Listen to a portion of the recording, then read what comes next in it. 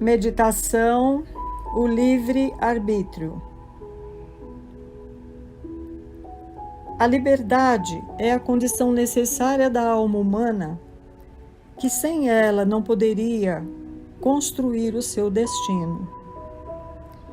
É em vão que os filósofos, os teólogos, que têm argumentado longamente a respeito desta questão e tenham obscurecido com suas tintas e sofismas, votando a humanidade à servidão em vez de guiar para a luz libertadora. A noção é simples e clara. Os druidas já haviam formulado desde os primeiros tempos da nossa história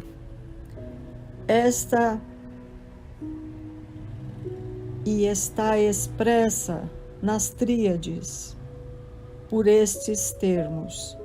Há 3 unidades primitivas: Deus, a luz e a liberdade.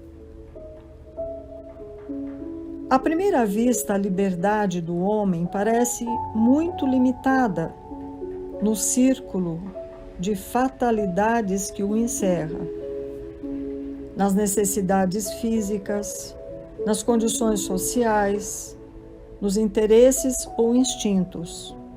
Mas, considerando a questão mais de perto, vê-se que esta liberdade é sempre suficiente para permitir que a alma quebre este círculo e escape às forças opressoras. A liberdade e a responsabilidade são correlativas, e o ser entre elas aumentam com a sua elevação. É a responsabilidade do homem que faz a sua dignidade e moralidade. Sem ela,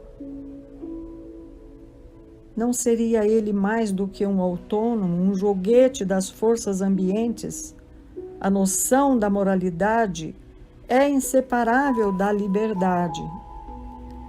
A responsabilidade é estabelecida pelo testemunho da consciência, que nos aprova ou nos censura, segundo a natureza dos nossos atos. A sensação do remorso é uma prova mais demonstrativa que todos os argumentos filosóficos. Para todo espírito, por pequeno que seja o seu grau de elevação, a lei do dever brilha como um farol através da névoa das paixões e interesses. Por isso, vemos todos os dias homens na posição mais humildes e difíceis preferirem aceitar provações duras a se abaixarem a cometer atos indignos. Se a liberdade humana é restrita, ela está pelo menos em vias de perfeito desenvolvimento, porque o progresso não é uma coisa mais do que a extensão do livre-arbítrio no indivíduo e na coletividade. A luta entre a matéria e o espírito tem precisamente como objetivo libertar este último cada vez mais do jugo das forças cegas. A inteligência e a vontade chegam pouco a pouco a predominar sobre o que os nossos olhos representam, a fatalidade. O livre-arbítrio é, pois, a expansão da personalidade e da consciência.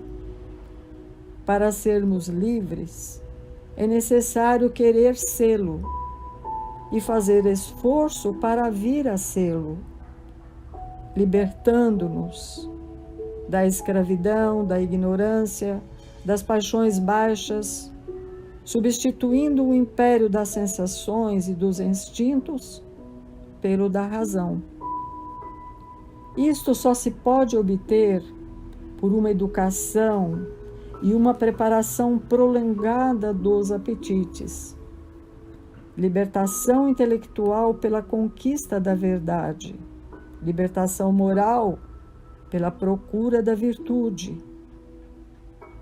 É esta a obra dos séculos, mas em todos os graus de sua ascensão, na repartição dos bens e dos males da vida, ao lado da concatenação das coisas sem prejuízos do destino que nosso passado nos aflige e inflige, há sempre lugar para o livre-arbítrio, para a livre vontade do homem.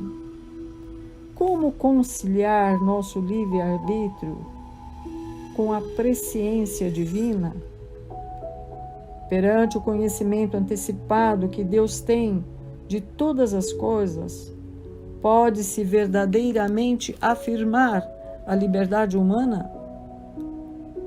Questão complexa e árdua, na aparência, que fez correr rios de tintas e cuja solução é, contudo, das mais simples.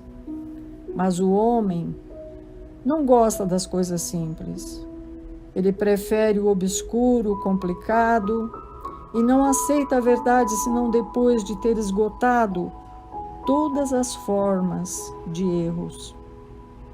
Deus, cuja ciência infinita abrange todas as coisas, conhece a natureza de cada homem e as impulsões, as tendências, de acordo com as quais poderá determinar-se. Nós mesmos conhecemos o caráter de uma pessoa e também poderíamos facilmente prever o sentido em que, numa dada circunstância, ela decidirá querer segundo o interesse, quer segundo o dever.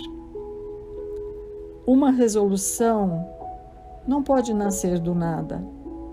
Está forçosamente ligada a uma série de causas e efeitos anteriores, de que deriva e que a explicam. Deus, conhecendo cada alma em seus e suas menores particularidades, pode, pois, rigorosamente deduzir com certeza do conhecimento que tem desta alma e destas condições em que ela é chamada a agir, as determinações que livremente ela tomará. Notemos que não é a previsão dos nossos atos que os provoca. Se Deus não pudesse prever nossas resoluções, não deixariam elas, por isso, de seguir seu livre curso. É assim que a liberdade humana e a previdência divina conciliam-se e combinam quando se considera o problema à luz da razão. O círculo dentro do qual se exerce a vontade do homem é de mais a mais excessivamente restrito e não pode, em caso algum, impedir a ação divina, cujos efeitos se desenrolam na imensidade sem limites. O fraco inseto, perdido num canto do jardim, ele não pode, desarranjando os poucos átomos ao seu alcance, lançar a perturbação na harmonia